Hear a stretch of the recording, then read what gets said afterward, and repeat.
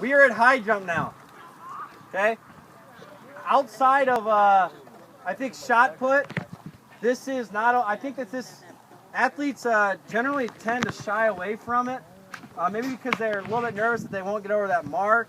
I don't really know what, but like me and coach over there, we always are trying to encourage coaches to challenge your athletes to try high jump. When we get to shot put, to try shot put as well. Okay? So, here's high jump.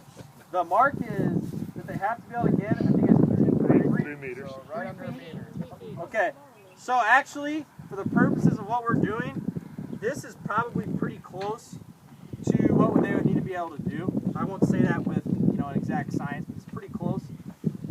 The way you can handle this, one, there's 2 pretty basic rules. One, I have to jump off of 1 foot. I have to jump off of 1 foot. So if I run up and I do this, that's a DQ. Easiest way to figure this out, depending on your athlete's ability, ask them to go up and dunk a basketball. Okay? If you can go up and dunk a basketball, how would you do it? Now some athletes may go up and jump off 2 feet. Some athletes though, they'll pick a leg to jump off of. So generally it tends to be, I guess a simple rule, this isn't a science, it generally tends to be right-handed athletes jump best off their left foot. Left-handed athletes tend to jump better off their right leg. So that may be a good place to start. How do I get a mark for high jump? That's, I guess, the biggest question I always hear is, how do I get a mark? It's the same way, I would go about it the same way that we went about long jump. Okay? You need to make sure that you have a coach there and that they have chalk, and the same thing happens. Okay? So for my instance, for me, I'm a left-footed jumper. Okay? So I'm going to stand where I would want to take off. Where I would want to take off to jump over the bar. What I will do then, I will do the same exact steps as I would if I were jumping. High jump, I can't effectively run straight at the bar and jump over it. Okay? So there's going to look like a J, a backwards J. Okay? So what I will do, I'm a left-footed jumper. I usually 10 steps is a good starting point. So can you guys just clear me like a little alleyway there? Okay? So I'm going to take off from here. Same thing, I'm telling my athlete, take off just like you would.